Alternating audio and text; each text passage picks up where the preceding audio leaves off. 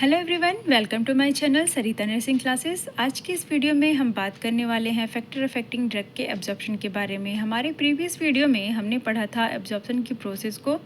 ठीक है, आज हम इसके फैक्टर्स को पढ़ेंगे। ओके, तो यहाँ पे क्या है हमारा एब्जॉर्प्शन में। Absorption is a not exactly straight forward and simple, it is a valuable process depend on the various factor. क्या हो रहा है कि हमारी जो एब्जॉर्प्शन की प्रोसेस होती है वो इजी नहीं होती है, यानी कि स्ट्रेट फॉरवर्ड नहीं होती है। एब्जॉर्प्शन जो होता है वो कई सारे फैक्टर्स पे डिपेंड करता है, जो कि वैल्यूएबल प्रोसेस होती है, जो कि हमारे फैक्टर्स पे डिपेंड करती है कि वो किस तरीके का ड्रग है, किस तरीके के उसके मॉलिक्यूल्स हैं। ठीक है, तो उस तरीके से ड्रग्स का एब्जॉर्प्शन होता है हमारी बॉडी में। ओके, तो यहाँ पे देखते हैं फैक्टर अफेक्टिंग ड्रग एब्जॉर्प्शन, जिसमें हमारा फिजियोकेमिकल प्रॉपर्टीज़ हैं। फिजियोकेमिकल प्रॉपर्टीज़ यानी कि हम यहाँ पे ड्रग की फ़िज़िकल और केमिकल प्रॉपर्टीज़ की स्टडी करेंगे। ओके, जिसमें हमारा पार्शियल साइज़ आता है। ठीक है, देन क्या है ड्रग मॉलिक्यूल्स इसमें आ जाएंगे। उसके बाद क्या है फॉर्मुलेशन, जिसमें हमारा डोजेस आ जाता है। ओके, देन क्या है आयोनाइजेशन, पीएच, लिपिड सोल्युबिलिटी या कंसंट्रेशन। ठीक है, ये सारी चीज़ें हमारी आती हैं फिजियोकेमिकल प्रॉपर्टीज़ में। नेक्स्ट वन आते हैं हमारा बायोलॉजिकल फैक्टर्स में। तो बायोलॉजिकल यानी कि यहाँ पे हमारी बॉडी के फैक्टर्स की स्टडी करेंगे, जिसमें हमारा surface area, membrane transport, gastric emptying time, blood flow, circulation and food. Okay, ये 5 पॉइंट्स आएंगे। नेक्स्ट वन आता है हमारा route of administration, bio availability of the first pass metabolism. तो इन सारे पॉइंट्स को हम एक एक करके अच्छे से समझेंगे। तो सबसे पहले हमारा जो फर्स्ट टाइप है फिजियोलॉजिकल केमिकल सब्सटेंस, इसके फर्स्ट पॉइंट को देखते हैं पार्टिकल साइज़। ठीक है, तो यहाँ पे पार्टिकल साइज़ क्या है। It is the inversely proportion of the absorption particular size is equal to into 1 absorption.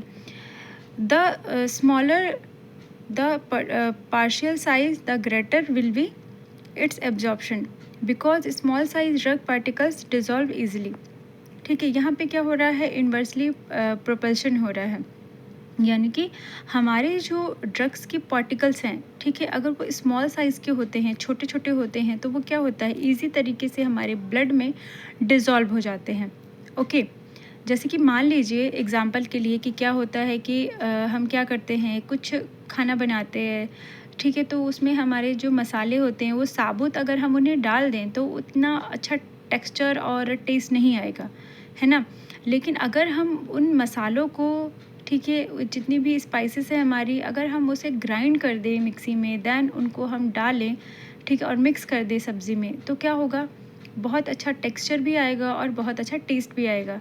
तो यहाँ पे यही होता है कि हमारे ड्रग्स के जो पार्टिकल्स होते हैं वो अगर वो स्मॉल साइज़ के होते हैं तो वो इजी तरीके से क्या होते हैं डिज़ोल्व हो जाते हैं। ठीक है, वही बताया जा रहा है the smaller particle size the greater will be absorption. ठीक है, छोटे साइज़ के होते हैं ड्रग के पार्टिकल तो इजी तरीके से डिज़ोल्व हो जाते हैं, because small size drug particle dissolve easily, क्योंकि जो स्मॉल साइज़ के ड्रग होते हैं वो बहुत ही अच्छी तरीके से ब्लड में मिल जाते हैं और बहुत ही जल्दी मिल जाते हैं। ओके, तो ये हमारा फर्स्ट पॉइंट था। अभी सेकेंड पॉइंट क्या आता है इसमें फार्मूलेशन। ठीक है, फार्मूलेशन यानी कि ड्रग का जो फॉर्म है वो कैसा है, सॉलिड है, लिक्विड है, अदरवाइज जो पेरेंट्रल है। तो in solid, liquid and parenteral injection, ठीक है, हमारा क्या होता है कि सॉलिड फॉर्म में भी ड्रग्स होते हैं, लिक्विड फॉर्म में होते हैं, पेरेंट्रल फॉर्म में होते हैं। तो यहाँ पे हमारा जो पेरेंट्रल फॉर्म होता है ड्रग्स का वो क्या होता है ज़्यादा एब्जॉर्प्शन होता है, यानी कि जब हम कोई भी ड्रग को अगर हम इंजेक्शन के थ्रू ले रहे हैं तो वो हमारे डायरेक्ट ब्लड में जाता है, हमें जल्दी क्यूरिसिटी मिलती है। और जो लिक्विड डोज होते हैं वो क्या होते हैं, ये सॉलिड से ज़्यादा एब्जॉर्प्शन करते हैं, और सॉलिड में क्या होता है ये बहुत ही धीरे धीरे असर करते हैं, बहुत ही कम काम होता है इनका।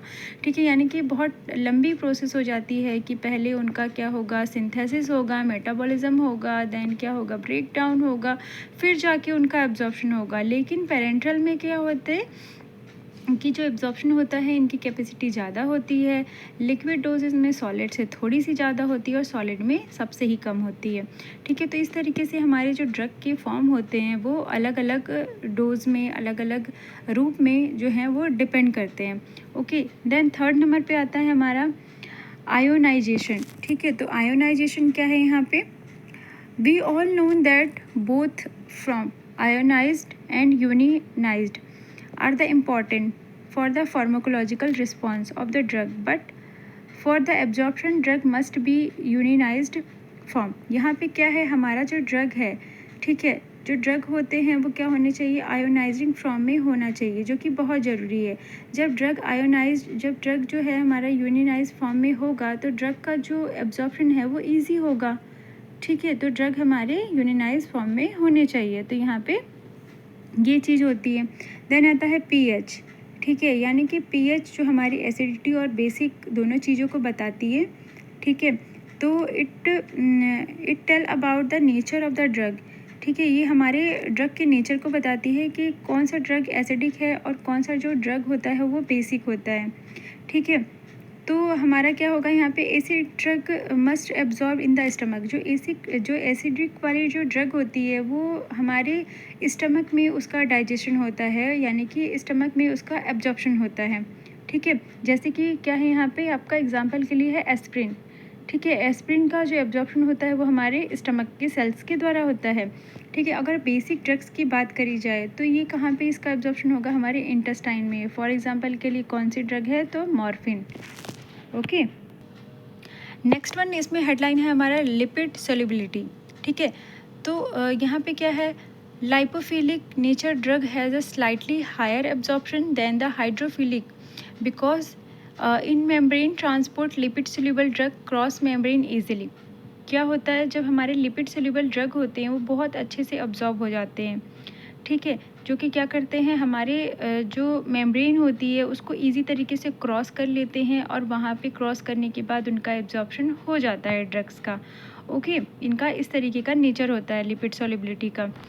ओके, देन नेक्स्ट वन बात करते हैं कंसंट्रेशन, ठीक है. तो we know that the passive diffusion follow concentration gradient, so higher the concentration of the drugs the greater will be absorption. यहाँ पे क्या होता है, हमारे जो ड्रग होते हैं इनका पैसिव डिफ्यूजन होता है जो कि हायर कंसंट्रेशन से लो कंसंट्रेशन की ओर जाता है, जो कि बहुत ही ग्रेटर तरीके से यहाँ पे एब्जॉर्प्शन पाया जाता है हमारा.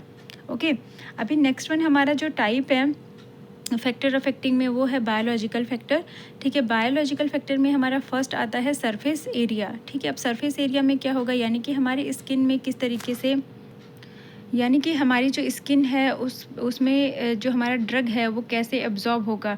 तो it is a directly propulsion और टू द एब्जॉर्प्शन. यहाँ पे क्या होता है, डायरेक्टली जो हमारा ड्रग होता है वो स्किन में एब्जॉर्प्शन होता है. सो द लार्जर ग्रेटर, ठीक है, लार्जर कह लीजिए, ग्रेटर कह लीजिए, the surface area for observing drug the greater will B it's absorption. यहाँ पे हमारे जो ड्रग होते हैं वो क्या होते हैं, लार्जर अमाउंट में हमारे स्किन के सरफेस पे ही जो होते हैं एब्जॉर्ब कर लिए जाते हैं, ठीक है, जो कि क्या होता है, हमारा ग्रेटर एब्जॉर्प्शन कहलाता है, जिसे हम सरफेस एरिया बोल रहे हैं. ओके, नेक्स्ट वन आता है हमारा मेम्ब्रेन ट्रांसपोर्ट, ठीक है. तो मेम्ब्रेन ट्रांसपोर्ट में क्या होता है, most of the drug absorption through the passive diffusion because it does not require energy. हमारे जो मोस्ट ऑफ द जो ड्रग होती हैं उसमें क्या होता है, एनर्जी की रिक्वायरमेंट नहीं होती हैं अगर वो वहाँ पे पैसिव डिफ्यूज़न हो रहा है तो, ठीक है. क्यों नहीं होती हैं, क्योंकि it does not the require the energy और the anything and also follow concentration on the gradient. आप यहाँ पे देखो, यहाँ पे क्या हो रहा है, पैसिव ट्रांसपोर्ट हो रहा है जिसमें क्या हो रहा है, एनर्जी की रिक्वायरमेंट नहीं हो रही, यानी कि इसमें हमारे जो पार्टिकल्स होते हैं वो हाई से लो की ओर मूवमेंट करते हैं, ठीक है. देन यहाँ पे बीच में क्या है, फैसिलिटेट ट्रांसपोर्ट. यहाँ पे क्या होगा, यहाँ पे जो भी हमारे ड्रग होते हैं वो हाई से लो की ओर मूवमेंट करते हैं, लेकिन जो इनका कैरियर होता है उस कैरियर के थ्रू ये मूवमेंट करते हैं, ठीक है. देन आता है हमारा एक्टिव. तो ये एक्टिव ट्रांसपोर्ट जो है वहाँ पे पाए जाते हैं जिसके थ्रू यहाँ पे मूवमेंट हो रहा है, ठीक है. अब आता है हमारा गैस्ट्रिक इम्पटिंग टाइम, ठीक है. बायोलॉजिकल में नेक्स्ट पॉइंट क्या है हमारा, गैस्ट्रिक इम्पटिंग टाइम. तो दोज ड्रग हो gastric emptying time is the more fast, there rate of the absorption is high, ठीक है। यहाँ पे क्या होता है, जो ड्रग होती हैं, ठीक है, वो क्या होती हैं, इनका जब गैस्ट्रिक इम्पटिंग होता है, यानी कि जैसे हम कोई ड्रग जो लेते हैं एसिडिटी के लिए, जब हमें गैस हो जाती है या पेशेंट को जब जो गैस की जो दवाई होती है, यानी कि जो मेडिसिन होती है, जब उन्हें दी जाती है तो उन्हें कहा जाता है कि आप जो है इसे खाली पेट खाना है आपको। तो उस टाइम पे क्या होगा, जब जो पेट होगा वो खाली रहेगा, ठीक है, तो जो दवाई होगी यानी कि जो मेडिसिन होती है गैस की, वो बहुत ही जल्दी उसका एब्जॉर्प्शन हो जाता है, और इसी वजह से हमारी जो गैस की दवाई होती है वो खाली पेट दी जाती है। ठीक है, क्योंकि खाली पेट जो हमारा गैस की मेडिसिन होती है उसका एब्जॉर्प्शन ज़्यादा अच्छे से और ज़्यादा जल्दी होता है। But time is not too fast, लेकिन टाइम क्या होना चाहिए, बहुत ज़्यादा फास्ट भी नहीं होना चाहिए, otherwise drug exact without the absorption. नहीं तो क्या होगा, जो ड्रग होगा वो बिना एब्जॉर्प्शन के ही वहाँ पे ख़त्म हो जाएगा। So it is the optimal time, क्या होना चाहिए, ऑप्टिमल टाइम होना चाहिए कि जैसे ही क्या हुआ, हमने मेडिसिन खाया है, खाली पेट की जो मेडिसिन खाई है, ठीक है, हमने अभी खा लिया, अब हमें बोला गया है कि मेडिसिन लेने के बाद आपको 15 से 20 मिनट के बाद जो है आप कुछ खा सकते हो। तो उस टाइम पे क्या करना है, 15 से 20 मिनट जब टाइम हो जाता है तो हमें कुछ खा लेना है, नहीं तो वो जो ड्रग है वो अपना जो सेलेबिलिटी होती है या तो जो एब्जॉर्प्शन होता है वो अपना प्रॉपर तरीके से फिर वो अपना असर नहीं दिखाती है। ठीक है, तो ये हमारा गैस्ट्रिक इम्पटिंग टाइम होता है। देन नेक्स्ट वन आता है यहाँ पे ब्लड फ्लो सर्कुलेशन। अब ब्लड फ्लो सर्कुलेशन में क्या होगा, directly propulsion, the more blood flow in the body the greater will B absorption of the drug. यानी कि जब हम कोई भी ड्रग जो है हमारे ब्लड में लेते हैं, हमारे वेन में लेते हैं, तो वहाँ पे क्या मिलता है, हमें ग्रेटर एब्जॉर्प्शन मिलता है। जैसे कि मान लीजिए कोई भी इंजेक्शन है, ठीक है, हमें फ़ीवर हो रहा है, हमने क्या किया, बहुत ज़्यादा फ़ीवर हो रहा है, तो उस कंडीशन में हमें डॉक्टर जो हैं वो प्रिस्क्राइब कर रहे हैं कि आप इंजेक्शन ले लेंगे, तो उस कंडीशन में आपका जो फ़ीवर है वो फटाफट से रिड्यूस हो जाएगा। ठीक है, तो अगर हम वो डायरेक्टली जो हमारा ड्रग का फ़्लो है वो हमारे ब्लड में जाता है तो वहाँ पे क्या होगा, ग्रेटर एब्जॉर्प्शन होगा। ठीक है, अब नेक्स्ट वन आते हैं हमारा फूड पे। ठीक है, तो फूड में क्या होता है, it will also affect the absorption of drug. हमारा जो ड्रग होता है वो फूड में भी ऑब्जॉर्प्शन होता है, कैसे अफेक्ट करता है वो, if the food is present inside the stomach then it dilute the drug and absorption be decrease. ठीक है, क्या होता है कि अगर हमारे पेट में जो खाना है वो प्रेजेंट है, ठीक है, तो वहाँ पे हमने ड्रग ले लिया, ठीक है, if the food is present inside, यानी कि हमारे पेट में क्या है, खाना प्रेजेंट है, फूड प्रेजेंट है, it dilute the drug and absorption will be decrease. यहाँ पे जो ड्रग हम लेंगे तो वो क्या होगा, उसका जो डाइल्यूशन होगा वो डिक्रीज़ हो जाएगा। ठीक है, तो हमें क्या बोला जाता है कि आपने क्या करना है, आपने खाना खाना है, ठीक है, और खाना खाने के आधे घंटे बाद यानी कि 30 मिनट बाद आप जो हैं वो मेडिसिन खाएंगे, नहीं तो क्या होगा, वहाँ पे जो ड्रग होगी उसका एब्जॉर्प्शन नहीं होगा क्योंकि वो खाने के साथ मिक्स हो जाएगा। ठीक है, तो इसलिए बोला जाता है कि आपको जब भी मेडिसिन लेना है, ठीक है, तो एक होती है हमारी इम्पटिंग स्टमक जो कि हम गैस की मेडिसिन लेते हैं, और बाकी की जो अदर मेडिसिन होती है अदर डिजीज़ कंडीशन के लिए होती है, उनमें हमें ये करना होता है कि हमने खाना खाया है, खाना खाने के आधे घंटे बाद हमें मेडिसिन लेनी है, नहीं तो वो जो ड्रग का जो एब्जॉर्प्शन होगा वो डिक्रीज़ हो जाएगा। ओके, देन क्या है, so take medicine after some time of the meal. Okay, तो क्या करते हैं हम यहाँ पे पेशेंट को एडवाइस करते हैं कि आपने जो ड्रग लेना है वो खाना खाने के थोड़े से टाइम बाद लेना है, after meal of the some time. ठीक है, मील क्या होती है, खाना होता है। ओके, अभी नेक्स्ट वन और लास्ट वन इसमें आता है हमारा रूट ऑफ एडमिनिस्ट्रेशन। ठीक है, तो रूट ऑफ एडमिनिस्ट्रेशन में क्या होता है, बायो अवेलेबिलिटी होती है। तो this drug affect absorption because each route has its own peculiarities characteristic. ठीक है, तो यहाँ पे हमारा जो ड्रग है, ठीक है, देखो यहाँ पे जो हमारा ड्रग है, जब कोई भी ड्रग अपनी बॉडी में हम इंजेक्ट करते हैं तो वो ड्रग क्या होती है, एक्चुअल में कितना हमारे ब्लड में पहुँच रहा है, यानी कि एक्चुअल में जो amount of drug reach can be each into the systematic circulation, यानी कि हमारे ड्रग को जो एक्चुअल अमाउंट हमारे ब्लड में पहुँच रहा है उसी को हम बोलते हैं बायो अवेलेबिलिटी कहते हैं। ठीक है, जो कि इस तरीके से होता है, ओरल हो सकता है, आईवी हो सकता है, इन्हेलेशन के थ्रू भी हो सकता है। ठीक है, तो हम ड्रग को कई सारे रूट से लेते हैं, ओरल लेते हैं, आईवी लेते हैं, इन्हेलेशन लेते हैं, टेबलेट फॉर्म में लेते हैं, है ना। तो इस तरीके से हमारा बायो अवेलेबिलिटी होता है, ठीक है। The amount of drug which can be reach into the systemic circulation, जितना हम अमाउंट लेते हैं ड्रग का वो जिस तरीके से सिस्टमेटिक सर्कुलेशन में जाता है, जिस तरीके से पहुंचता है, वही हमारा route of drug bio availability कहलाता है। ओके गाइस, आई होप आपको ये एब्जॉर्प्शन का फैक्टर अफेक्टिंग प्रोसेस अच्छे से समझ में आया होगा।